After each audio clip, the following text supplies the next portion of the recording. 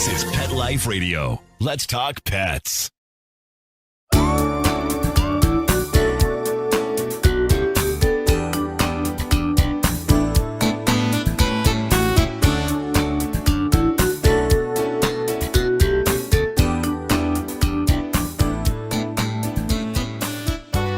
Hi, welcome to Rappaport to the Rescue. I'm Jill Rappaport, and this is my very first show on Pet Life Radio. First of all, I want to thank my dear friend Mark Winter for giving me this amazing opportunity on this incredible network to talk about the things that mean the most to me: animals, adoption, and rescue. This is such an exciting moment for me, and what a great show I have today. And for those of you that don't know anything about me, let me give you a brief, well, let's hope it's brief, background on what I've been through and what I've done in my career. I started out as an entertainment reporter. I was on the Today Show for a few decades, and I've been on every red carpet known to man. I've interviewed every celebrity. I had breakfast at Tiffany's with Audrey Hepburn. I've had dinner with Frank Sinatra.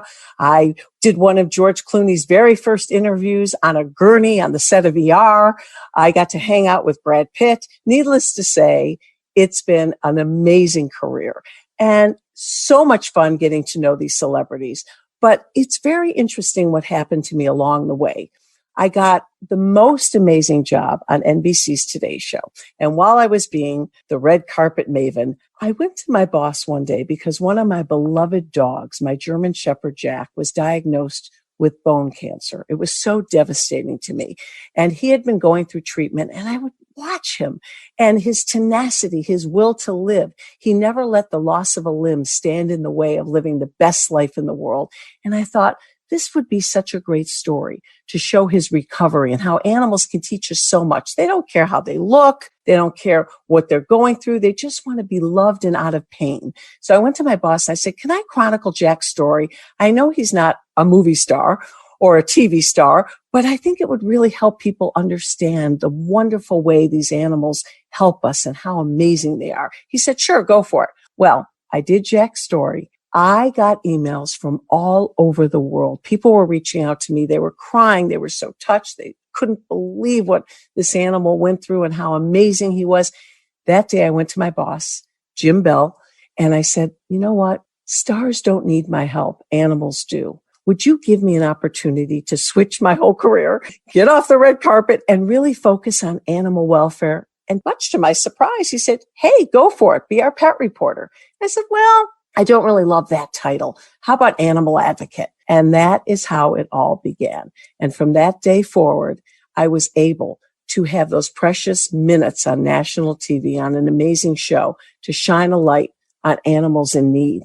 And I started the segment Bow to Wow, which ran for over 7.5 years on NBC's Today Show. We had a 100% adoption record. And from there, I was able to do my Rappaport to the Rescue segments on ABC's The View. I created what I think is, I hope, my greatest legacy, Dog Bowl. I came up with this idea because I've been fortunate enough to be part of Puppy Bowl, the amazing show on Animal Planet. And I thought, wouldn't it be great to shine the same amazing light on senior animals? Can you imagine if we could do it the same way? We're in, hopefully, year 4 now, which is so exciting that I'm able to come back and do this show, which I love so much. And now to have this opportunity to talk to you, to bring people on that love animals so much and care so much about what happens to them and how we can do whatever we can to save them. So I am so thrilled to be here. I can't believe this is my first show. And what a great first show this is going to be, because my very first guest is a woman that I can actually say is a true legend. I know we throw that word around a lot. Yeah, this one's a legend, that one's a legend, but Meredith Vieira truly is. I had the incredible opportunity of being able to work with her for 5 years on NBC's Today Show, when she was the co-host. Of course, she was the original moderator of ABC's The View, the host of the original daytime version of Who Wants to Be a Millionaire, also the game show 25 Words or Less. What hasn't this woman done? But what I love most about her is her heart. And you are going to hear how wonderful she is when we come back. I am so excited to have Meredith Vieira on with me today, coming up.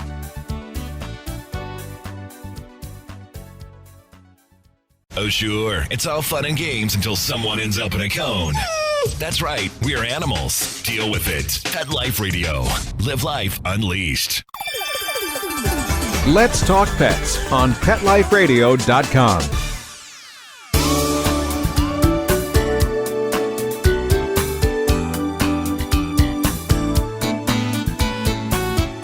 Hi, welcome back to Rappaport to the Rescue. I'm Jill Rappaport, and I am so excited. My very first guest on my very first show.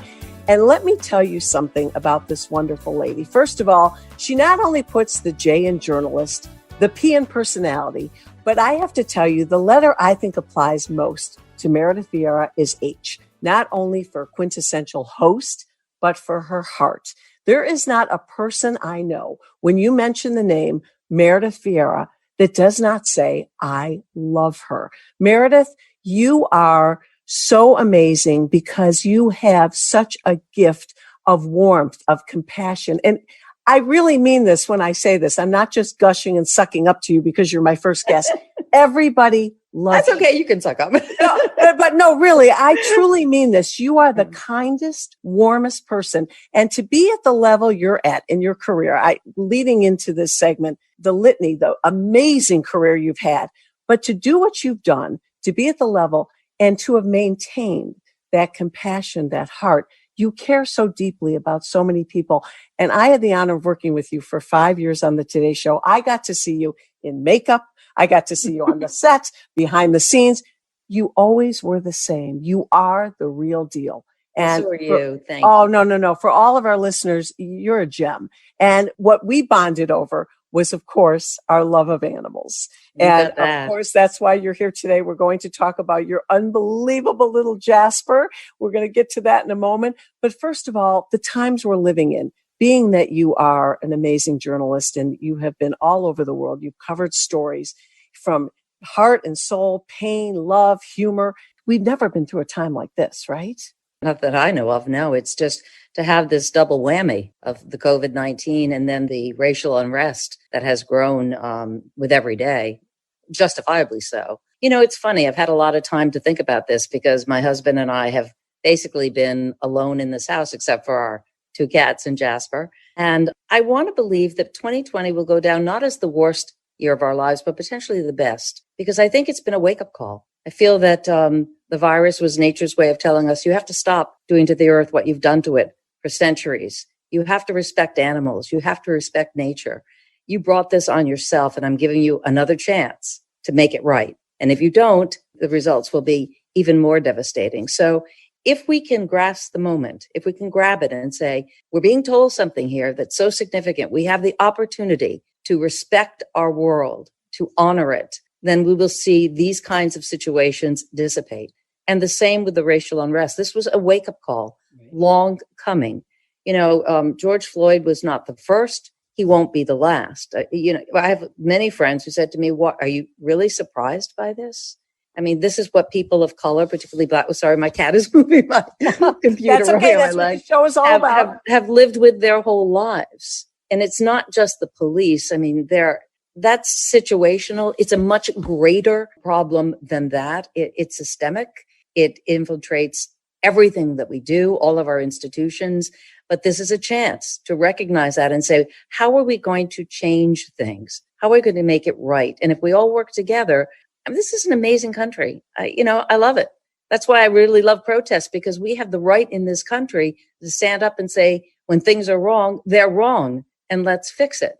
So I'm trying to be optimistic about it. Sure, it's very hard right now. But when I watch young people, especially young people out there saying, this is the world we've inherited and we're going to make it right, that gives me a great deal of hope.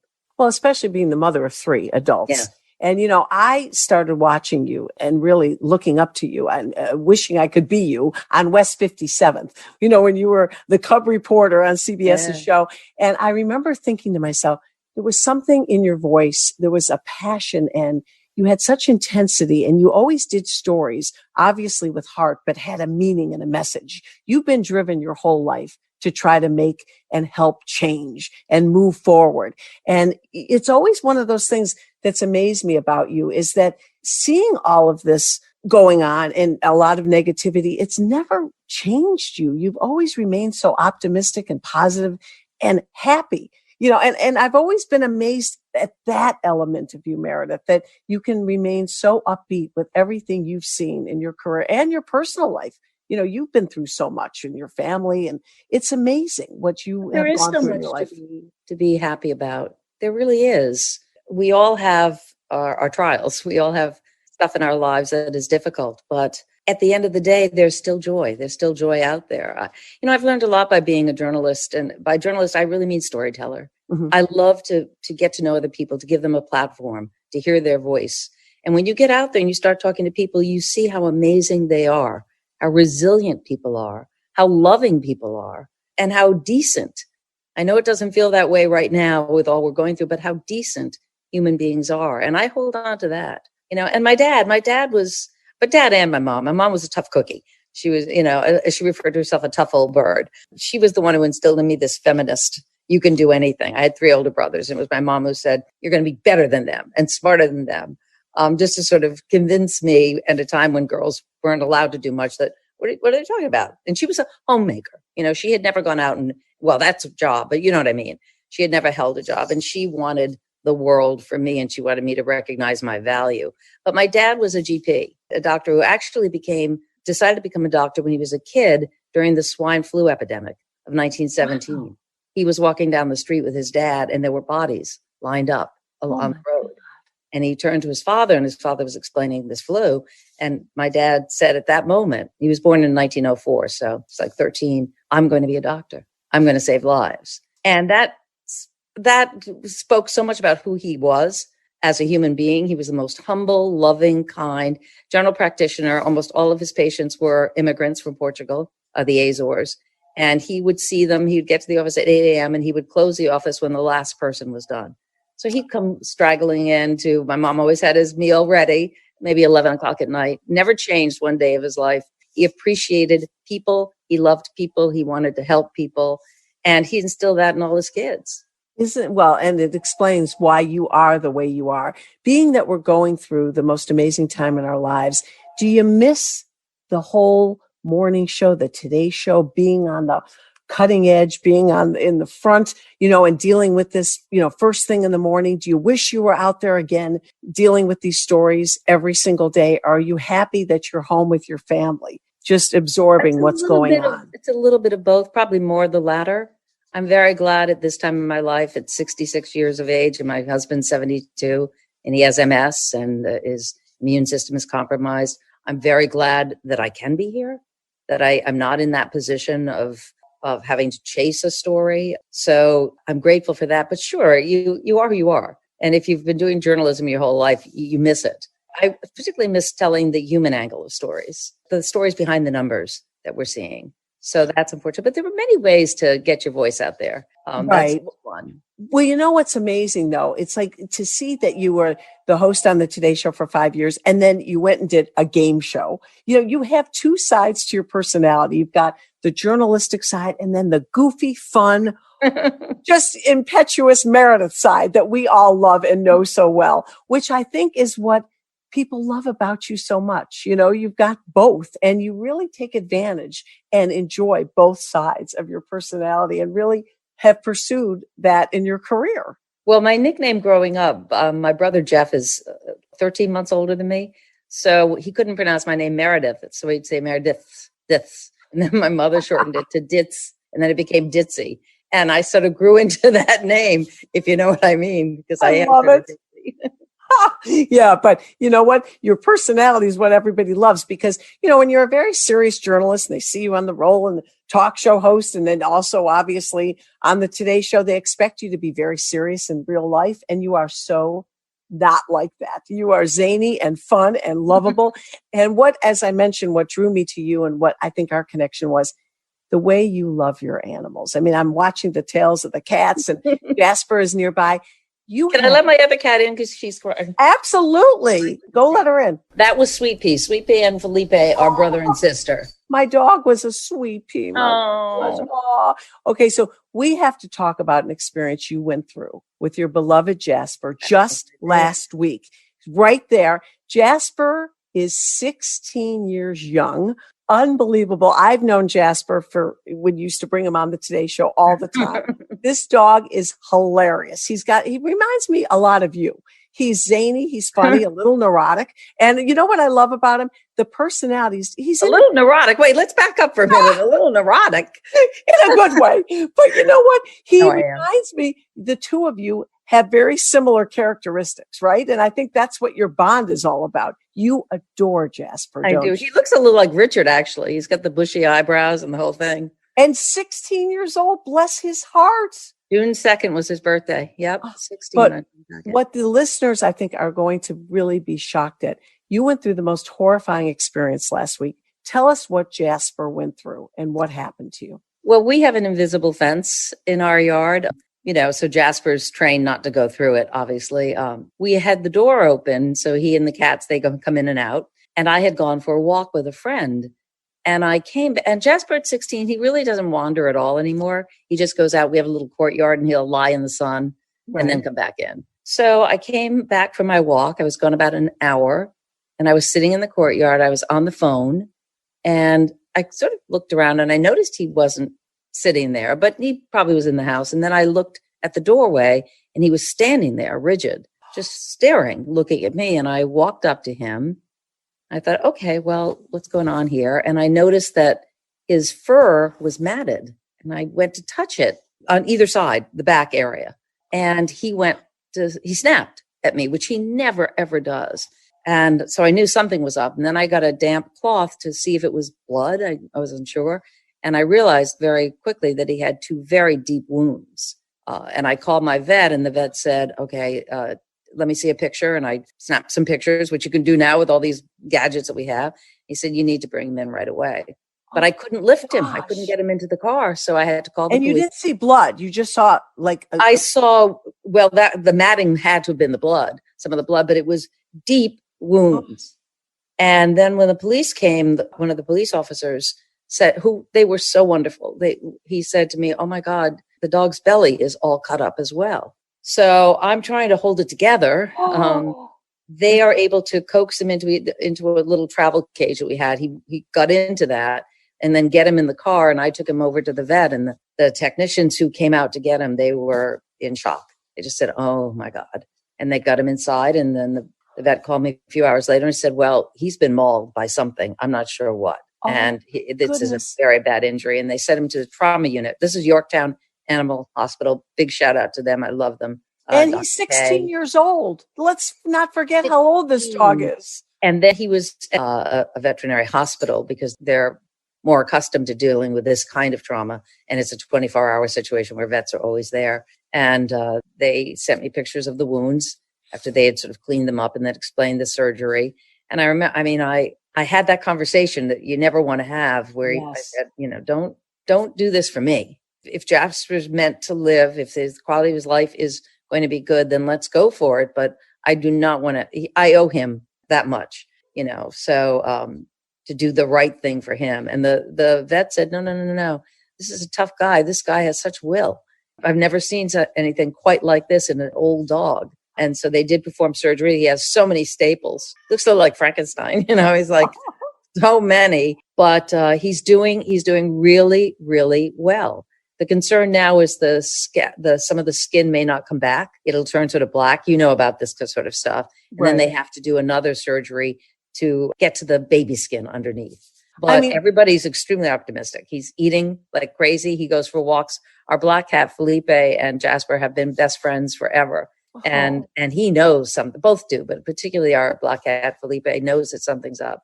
And he's by Jasper's side every step of the way when we go out. Oh, hey, this Sweetie. Sorry. Oh, look at him.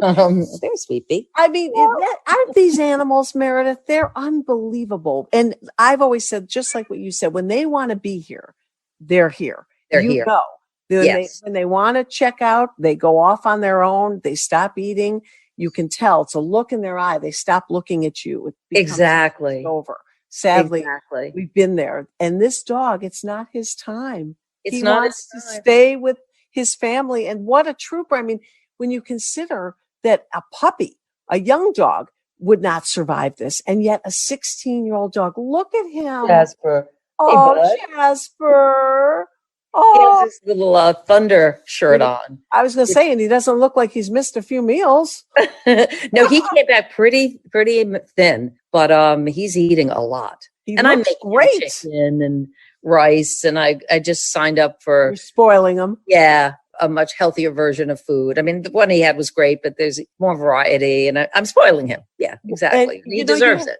When we were talking on the phone, you said the one regret you had is that you didn't get pet insurance, which a lot of people don't even think about, right? No, they don't. And I should have, because we had a dog that had some issues way back when it was hit by a car, and it was terrible. And that cost a great deal of money to heal his injuries. But at that point, I should have thought the next time I will, and I didn't. And the bills for Jasper are almost $14,000. Right. And see, this is why, sadly, I'm lucky. I'm lucky I can afford it. But that's, think about that for most people. for most people. That's why we have the situation in the shelters across the country. People, I've been in my vet's office. I was there a month ago where somebody came in and they said, we really think we have to give up our dog because we can't afford the antibiotics. Yeah. And I said, how can I help you? Please let me donate to you.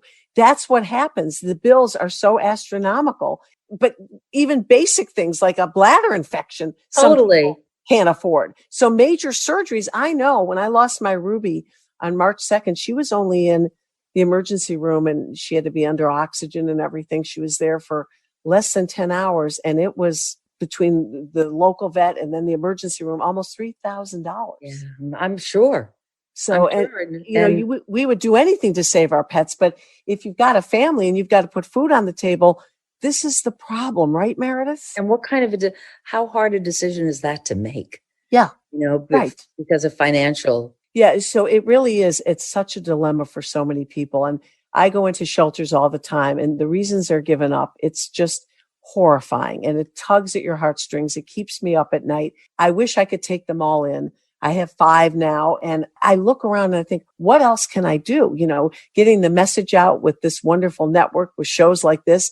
But what people need to understand is the joy and the love they get back. When you take in an animal in need, one that was dumped, tossed, abandoned for whatever reason, and you give them a second chance at a new life, they not only thrive, but I know personally speaking, they've changed my life forever. Each one of my dogs has added a dimension to my life that I wouldn't have gotten from a human being. I can honestly say that because I haven't.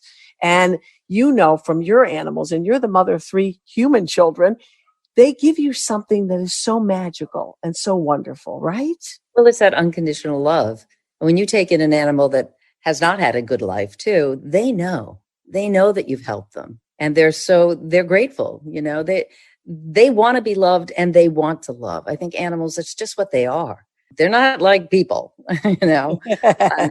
and you sense that. And I felt that with all our pets. And I also see, like with Jasper, the way he has faced this latest situation, with determination and guts. He's a feisty guy. I have a lot to learn from him about the will to live and determination. And they believe that it was a lone coyote. That's what they think because of the extent of the damage done. And the vet said, well, think of the coyote. Jasper probably really beat the whatever out of him because he left. When you think that he survived it, if it really was a coyote, Jasper's not a really big dog. He's a little guy. This is unbelievable.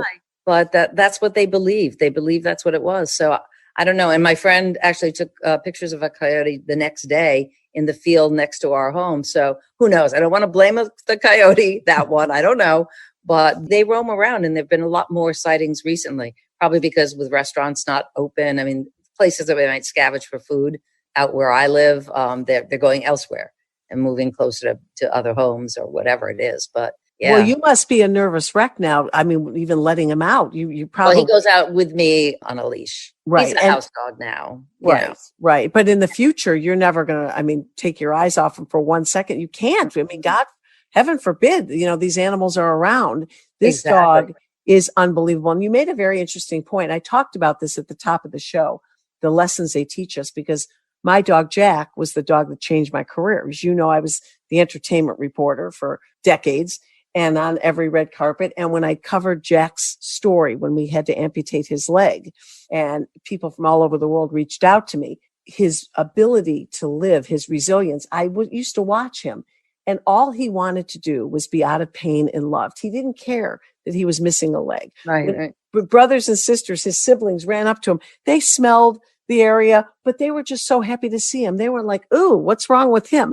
Right. Animals don't care how you look, what you're wearing, if your hair looks bad. They just want to be loved and be happy. And I said, he is such an example of how I want to be, because he's out of pain.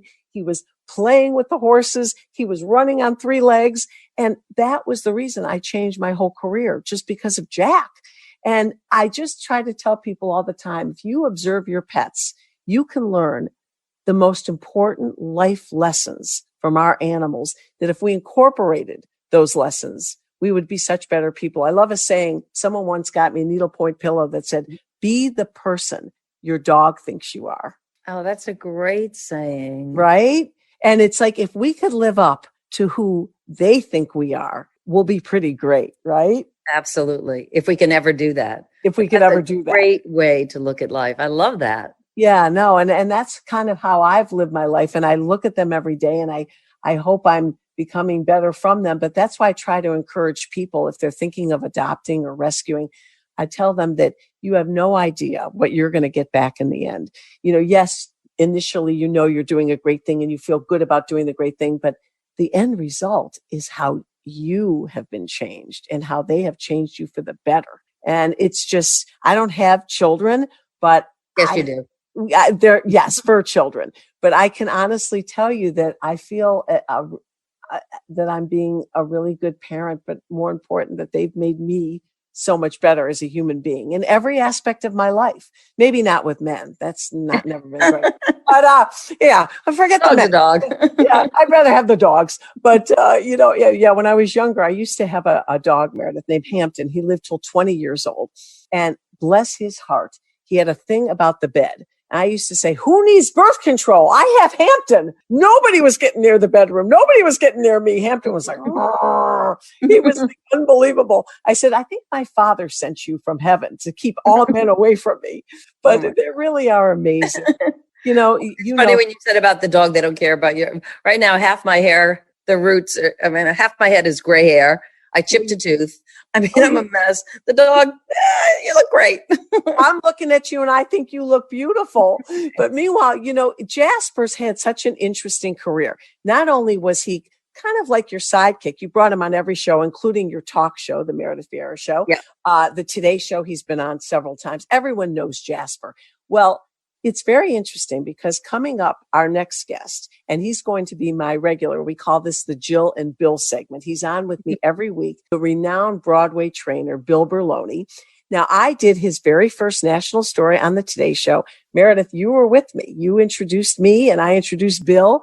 And because of that story, you were so moved by his training techniques, how he took animals literally from the streets, from the alleys, and made them Broadway and TV stars. And you said, I want to get to this guy. I need Jasper to go there for training. Right, and lo and behold, you ended up sending Jasper to Bill. And when we come back, we're going to have Bill on. We're going to recap that moment. Bill is so excited to talk to you. He's even more excited to see Jasper. He was just so unbelievably shaken when he heard what happened to Jasper, but he actually got to live with your wonderful dog for a period of time. So when we come back, we're going to have Mr. Bill Berloni on and Meredith Vieira and Jasper, and we're going to recap those wonderful memories. Stay tuned.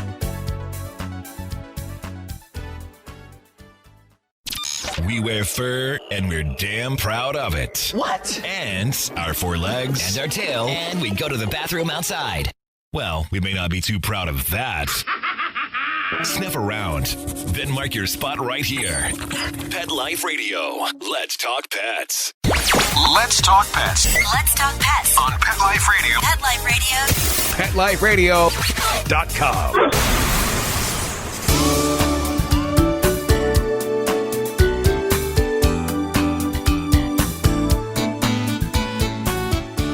Welcome back to Rappaport to the Rescue. I'm Jill Rappaport, and if you've been listening, you've heard my wonderful very first guest, the amazing Meredith Vieira, and now I'm joined with my regular partner in crime. This is the section we call the Jill and Bill section.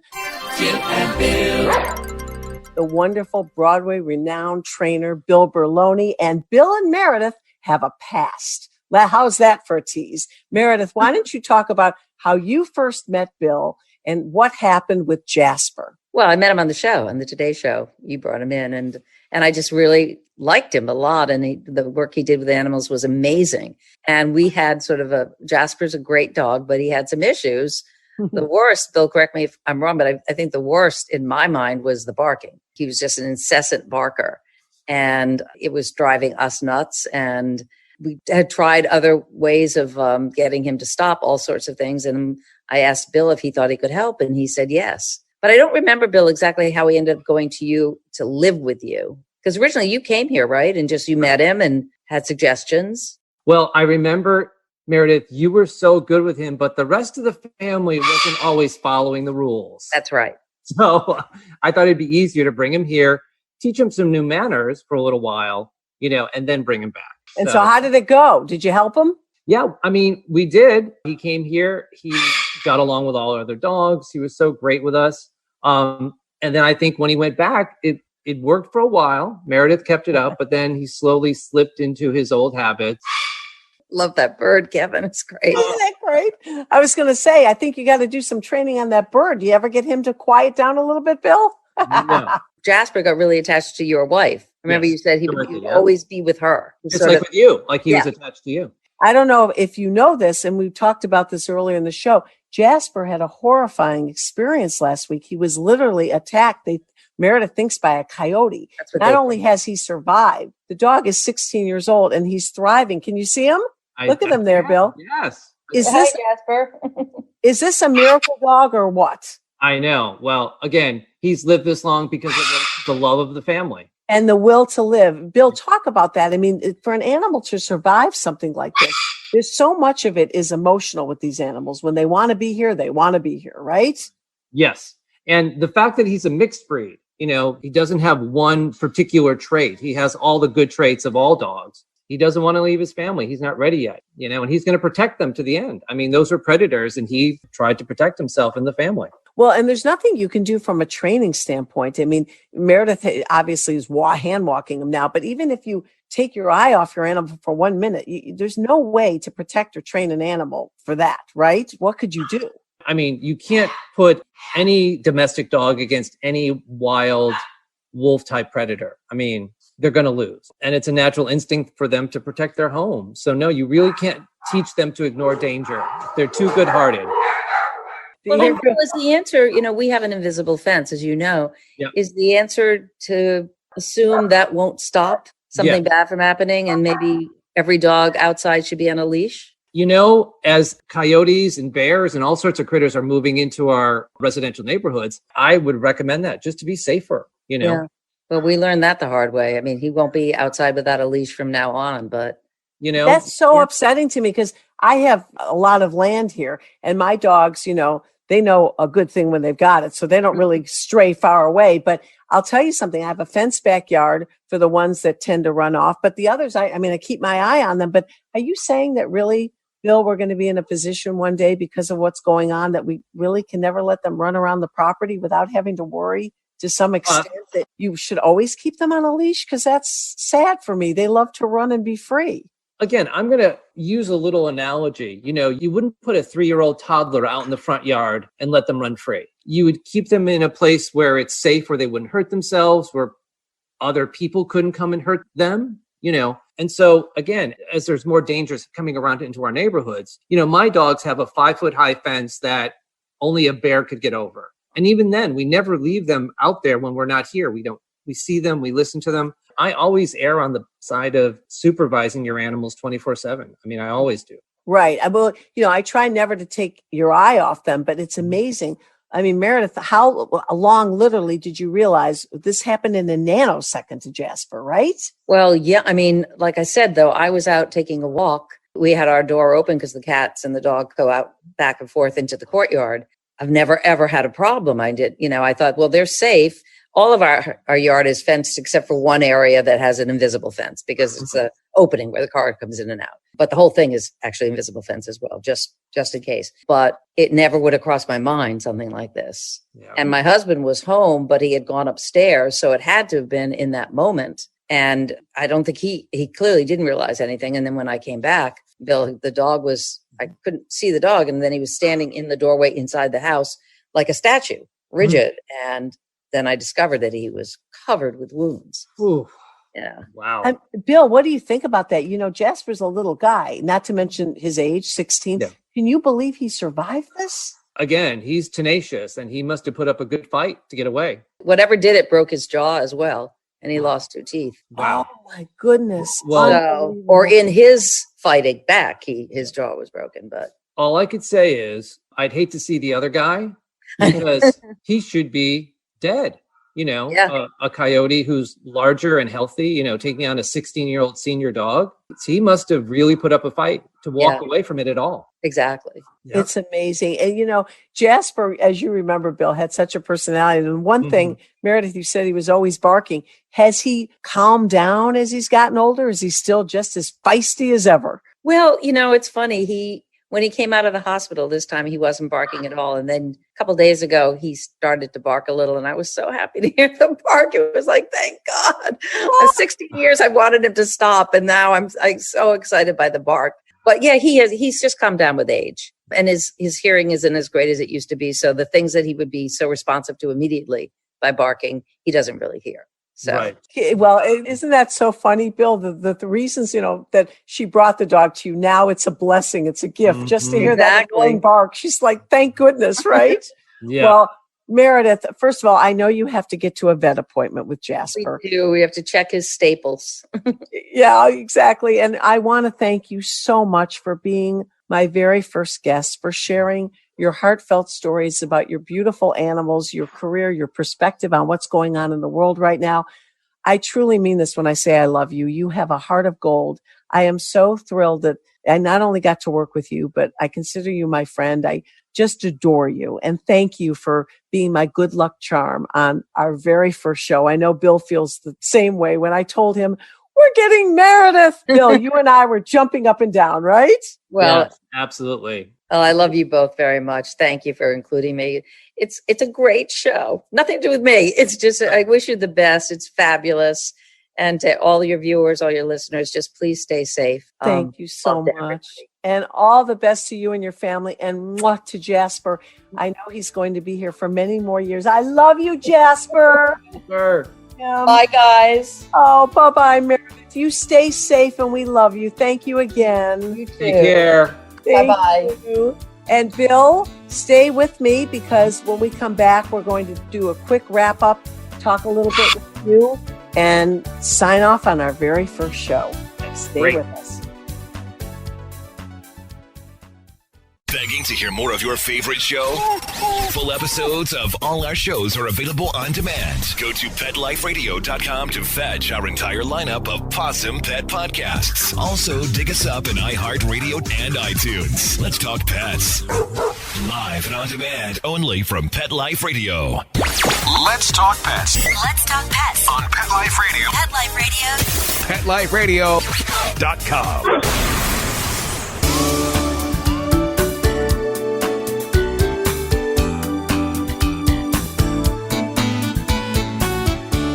Welcome back to Rappaport to the Rescue. I'm Jill Rappaport. We just finished with the wonderful Meredith Vieira.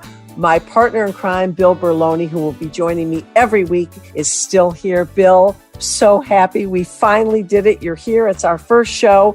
And for those that don't know what you've done, first of all, you're a Tony winner, but not because of your acting. You're a Broadway legend in your own right because of what you've brought to the Broadway stage in terms of forelegs. You have taken the most unbelievable situations, animals in need, to a whole new level, and you've made them superstars. And that's why when I had this opportunity to do this show, I couldn't think of anyone else I'd rather be with than you, because you have done such incredible work for animals in need and made them literally household names in their own right, Bill? Yep. And you've done the same with Rappaport to the Rescue. You know, you were doing it on the Today Show. So we both were doing it in separate mediums, but with the same goal in mind. And, I know you said there's other people doing similar things to what you're doing, but there's no one doing what you're doing. Let's be honest. You were the first, you're the original, you're the only one.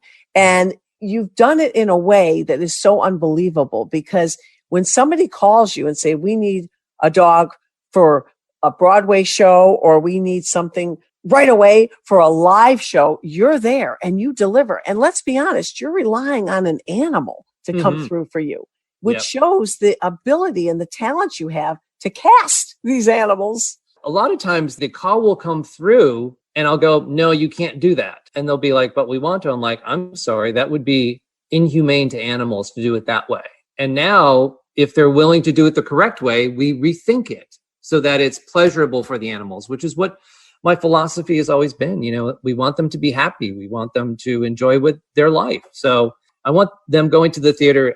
They want to look forward to it. They want to see all their friends. They want to have a good time. And that's what the audience sees. You're really about fur first. It's not about the gig. It's not about the job, the paycheck. If it's not good for the animal, you're taking a pass. Exactly. And that is why it's so important to have people like you to protect them. Because let's be honest, they've been in situations where they're not always looked out for in the best way. And they need advocates like you, because people think, wow, that dog's going to get on the Broadway stage. Let's do this at any cost. And that's happened. Let's be honest. Oh, yeah. And, 5 years ago, Discovery came to me to do a reality show about us. And I agreed. And basically, because I have nothing to hide here at the house. You've been to my house. You can bring cameras in. You could see the way we live, Whereas, have you ever seen the homes of other animal trainers? Did you ever see where Lassie lived or Benji? My thought would be there was probably something they didn't want the general audience to see. So if you can't be transparent, and you're transparent, just like me. So I think that's a sign too, if you're not afraid to show people where you live and what you do. He has taken animals for the most unbelievable situations, dire situations. He has taken strays from shelters, from the streets, and he has turned them into Broadway stars, TV stars. What he has done is truly miraculous, and he was the first to do it. And I believe, Bill, you're the only one doing it. Am I correct? There are a couple other trainers who do work in and around that. But, for the most part, when they need an animal to play a part on Broadway, they call me. You're the guy. You're the go-to guy. And what's also amazing is that the whole Broadway community has embraced you so much. Just like everyone in the journalism world, in the news world, adores and loves Meredith Vieira, not to mention her gazillion fans around the world. Everyone in the Broadway world adores you because they know, just like Meredith, you're the real deal. You care so much. You care so deeply. And I want the listeners to understand that this isn't just a job for you, that you go to work and then you come home. Those animals become your family for the rest of their lives. You take them in, you train them. They hopefully go on the stage, they go on to fame and fortune, but they always remain with you for the rest of their lives. How many animals do you have at home right now? Currently, we have 25 dogs, 3 cats, Kevin, the macaw. A partridge in a pear tree. Oh, Go ahead. A whole barn full of horses and pigs and donkeys. So quite a few. And they stay with you forever. There's no animal that you say, oh, you know what? This isn't working out. When you find them, they're part of the Berloni clan, right? Well, as rescue advocates, what do we say? We need to give them forever homes. So whether they're working or not, every animal deserves a forever loving home. But the message you've given, the message you've put out there is not only how wonderful rescues are, these animals that we take from these cages to castles, literally, right? Because from a cage, wherever they go, if it's a forever home, it is a castle. Yep. But you've shown people that they can possess some unbelievable talents. When people have given up on them just as animals, you have discovered them and made superstars out of them. Tell us about some of the animals you've discovered and some of the shows they've been in. I think our listeners will be fascinated and so amused to hear about these animals' history. Oh, goodness. I mean, as you've probably said, I started my career with the original Sandy in the original production of Annie the Musical, which was some 43 years ago, which, you know, Annie itself created a whole industry of dogs that we trained for not just the stage, but for films as well. 24 other Broadway shows. But, you know, recently when NBC started doing their live theater productions, they called me because they did Peter Pan live and they wanted a dog to play Nana. There had never been a dog to play that role. And they asked me to do it live in front of 10 million people. Oh, talk about pressure, right? Just a little. No problem. You know, so we did Nana and Peter Pan live, Toto in The Wiz live. You know, we have a movie coming out with Jennifer Lopez called Marry Me. And one of my bulldogs who was found in a junkyard in Newark stars as Owen Wilson's dog in the film. So they play roles in a lot of different places. And the good thing is people are getting less and less surprised that they're rescue dogs. 40 years ago, it was a big story. A rescue dog? Now people are embracing them. Adoptions are up. So people aren't as surprised when I say, oh, it's a rescue dog. They go, of course. Yeah, see, that it used to drive me so crazy. I have a friend who is always referring to her dog that was not a rescue dog, that it's like a rescue dog because she has so many issues. Mm-hmm. That drives me crazy. I say to her, what you're saying is the reason our shelters are full. Mm-hmm. You are putting this onus, this persona on these animals that just because they have issues, they're just like a shelter dog because obviously you think all shelter dogs have issues. Exactly. And I'm here to tell you, my dogs are amazing. And, you know, I have one that, you know, has a little separation anxiety, but big deal. You know, everybody has something. My dogs are perfect. And they were all rescue dogs. They're sweet. They're loving. They're housebroken. People still, some have a perception that they're second class damaged goods. And what we have been trying to do, you and I, Bill, ad nauseum, is educate people that is quite the opposite. And you've proven that in your work. I've tried to show people how wonderful these animals are, but how do we get people to get over that misconception?